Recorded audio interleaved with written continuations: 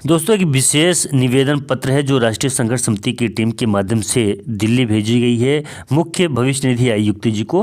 क्योंकि मैं आपको बता दूं कि EPS 95 पेंशन धारकों के लगभग 6 दिन निकल गया है, लेकिन अभी तक उनकी साइट ओपन नहीं हो पा रही है। 3 है यहाँ पे ईमेल की कॉपी है, यहाँ पे ये 2 पेज में जो तो पत्र भेजा गया है। तो आइए फटाफट से देख लेते हैं कि पत्र में क्या लिखा गया है।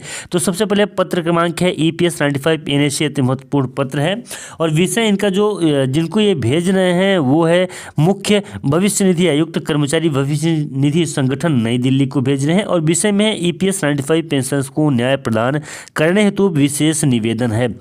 संदर्भ है हमारे संगठन के प्रतिनिधि मंडल के साथ EPS मुख्यालय दिल्ली में संपन्न हुई मीटिंग दिनांक 8/2/2023। मैं आपको बता दूं कि 8 तारीख को दिल्ली में ही एक बहुत ही बड़ी बैठक संपन्न हुई थी, एक मीटिंग संपन्न हुई थी मुख्यालय दिल्ली के साथ में, जहां से EPS 95 पेंशन धारकों की पेंशन राशि तय की जाती है उन्हीं के वरिष्ठ अधिकारी के साथ में।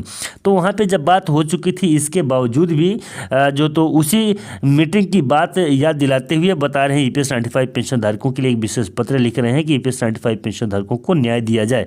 आइए आगे हम जानते हैं पूरी बात क्या है। माननीय महोदया, सविनय सादर है कि दिनांक 8/2/2023 को हमारे संगठन NAC के प्रतिनिधि मंडल के साथ कर्मचारी भविष्य निधि संगठन के मुख्यालय दिल्ली में संपन्न हुई मीटिंग माननीय सुप्रीम कोर्ट के निर्णय के क्रियान्वयन के संदर्भ में आपके द्वारा दिए गए आश्वासन अनुसार कर्मचारी भविष्य निधि संगठन कार्यालय ने दिनांक 20/2/2023 को 1/9/2014 को कार्यरत या उसके बाद सेवानिवृत्त होने वाले कर्मचारी के लिए वास्तविक वेतन पर उच्च पेंशन लाभ हेतु आवेदन निर्गमित किए, जिसके लिए माननीय मुख्य भविष्य निधि आयुक्त महोदया, माननीय श्रम मंत्री महोदया व भारत सरकार का आभार। वास्तविक वेतन देखिए 20 तारीख को जो सर्कुलर आया था उसके ऊपर बता रहे हैं कि संगठन कार्यालय ने दिनांक 20/2/2023 को 1/9/2014 को कार्यरत था उसके बाद सेवानिवृत्त होने वाले कर्मचारी के लिए वास्तविक वेतन पर उच्च पेंशन का लाभ देने हेतु आदेश दिए। तो 20 तारीख को सबसे पहले तो राष्ट्रीय संघर्ष समिति की टीम के माध्यम से EPS 95 पेंशन धारकों को खुशखबरी दी गई थी, यानी कि सभी EPS 95 पेंशन धारक 20/2/2023 को ही इस सर्कुलर के दायरे में आ गए थे, जो 1/9/2014 को तक कार्यरत थे कर्मचारी सेवानिवृत्त होने वाले थे। सभी कर्मचारियों को वास्तविक वेतन पर उच्च पेंशन का लाभ दिया जाएगा, जितनी उनकी पेंशन थी उतना उनको लाभ दिया जाएगा। इस प्रकार के आदेश को निर्गमित किए गए थे। इसके लिए जो तो राष्ट्रीय संघर्ष समिति की टीम उनसे बहुत बहुत उनका धन्यवाद करती है। आगे है वास्तविक वेतन पर पेंशन लाभ के संदर्भ में विशेष निवेदन की आज दिनांक 25/2/2023 हो गई है, लेकिन अब तक EPIFO की वेबसाइट पर 1/9/2014 के बाद के पेंशनर्स के लिए लिंक उपलब्ध नहीं हो पाई है। तो देखिए मीटिंग में तो बात हो गई थी, लेकिन अभी तक लिंक उपलब्ध नहीं होने से राष्ट्रीय संघर्ष समिति की टीम के द्वारा एक विशेष पत्र और निवेदन उनसे किया जा रहा है कि लिंक उपलब्ध नहीं हो पाई है। वास्तविकता यह है कि कुछ विभागों ने दिशा निर्देश जारी कर संयुक्त विकल्प पर सम्मति प्रदान कर संयुक्त विकल्प पेंशनर्स के हाथों में थमा दिए व उन्हें EPS कार्यालय में जमा करवाने के लिए निर्देशित किया जा रहा है। EPF कार्यालय संयुक्त विकल्प स्वीकार नहीं करते हैं। दिनांक 3/3/2023 के पहले इस अल्प अवधि के संयुक्त विकल्प कैसे भरे जाएं, जमा किए जाएं, पेंशनर्स की ओर से जमा की जाने वाली धनराशि कहां से व कैसे आएगी, उसी में उत्थेड़बुन में देश के पेंशनर्स काफ़ी परेशान हैं। विशेष निवेदन जो उनके निवेदन है, आइए उन निवेदन को जान लेते हैं। जो पहले नंबर पे है, संयुक्त विकल्प जमा करवाने की अवधि कम से कम 15 दिनों के लिए बढ़ाई जाए, 15 दिनों तक की बढ़ाए जाने की व्यवस्था की जाए।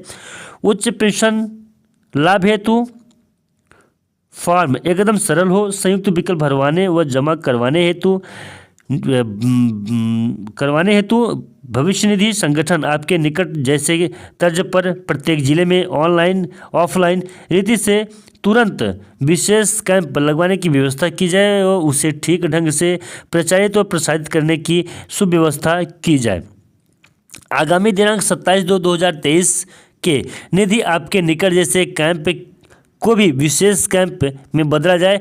पेंशनर्स द्वारा जमा की जाने वाली राशि व पेंशनर्स को दिए जाने वाले एरियर्स का बुक एडजस्टमेंट किया जाए, जिसके EPS 95 पेंशन धारक सही मायने में उनको लाभ मिल सके।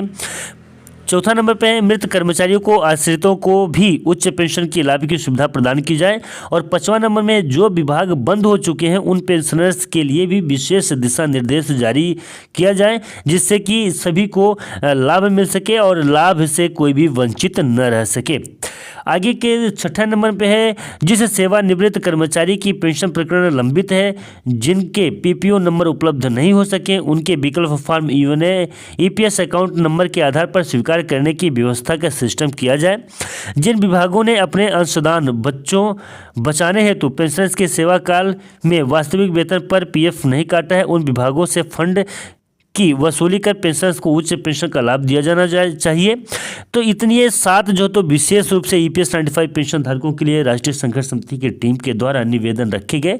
उसके साथ मैं आपको बता दूं कि माननीय महोदय यह भी प्रार्थना है कि दिनांक 1/9/2014 के पहले पेंशनर्स के लिए ईपीएफओ द्वारा उपलब्ध कराई गई शर्तों से संयुक्त विकल्प सादर करने की तारीख सिस्टम से हटा दिया जाए, जिससे कि यह पेंशनर्स भी उच्च पेंशन के लाभ से वंचित न रहें। इन संदर्भ में वास्तविकता यह है कि ईपीएस 95 स्कीम में प्रावधान होने के बाद भी अनेकों कारण से कर्मचारी के सेवा काल के उनके द्वारा उच्च पेंशन का लाभ हेतु आवेदन अनेक नियोक्ताओं द्वारा स्वीकार ही नहीं किए गए, जो वह पेंशनर्स संयुक्त विकल्प फॉर्म सादर करने की तारीख कहां से और कैसे ले आए। वास्तविकता यह भी है कि बहुत से पेंशनर्स के पास इनका पुराना रिकॉर्ड भी उपलब्ध नहीं है।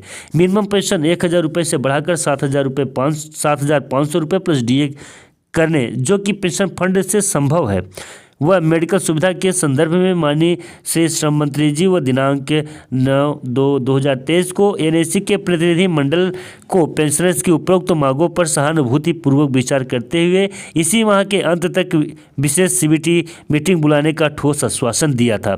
तो दोस्तों, मैंने आपको बताया था कि माननीय श्रम मंत्री जी के साथ में राष्ट्रीय संघर्ष समिति की टीम की मुलाकात हुई थी, जिसमें ठोस आश्वासन दिया गया था कि इसी माह के अंत तक जो तो मीटिंग किया जाएगा और जो संभव है 7,500 रुपये तक की पेंशनर्स की पेंशन राशि बढ़ाने के लिए करने के लिए उसी पे विशेष निवेदन था। तो उन्होंने बोला था कि ठीक है, हम बढ़ा के और आपको उच्च पेंशन की राशि मुहैया कराएंगे।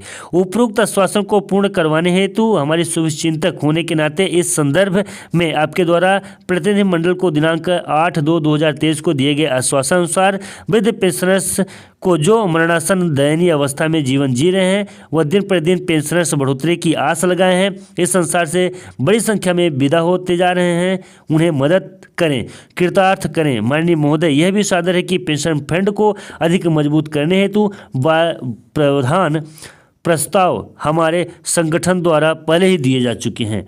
ये माननीय कमांडर अशोक रावत जी के द्वारा भेजी गई और बहुत सारे लोगों को भेजी गई, प्रतिलिपि भी यहाँ पे बहुत सारे लोगों को भेजी गई है। और ये रही मेल की कॉपी, वही मेल की कॉपी है जो अभी मैंने आपको पढ़ के सुनाया है, वही चीज़ है। तो चलिए दोस्तों, अभी वीडियो को मैं समाप्त करता हूँ। वीडियो काफ़ी लंबा हो चुका है, लेकिन शुरू से लेकर लास्ट तक अगर आपने इस वीडियो को देखा है तो आपका बहुत बहुत धन्यवाद। मैं आपसे यही रिक्वेस्ट करूँगा कि जाने से पहले चैनल को सब्सक्राइब जरूर करके जाएँ। नमस्कार, जय हिंद, जय भारत।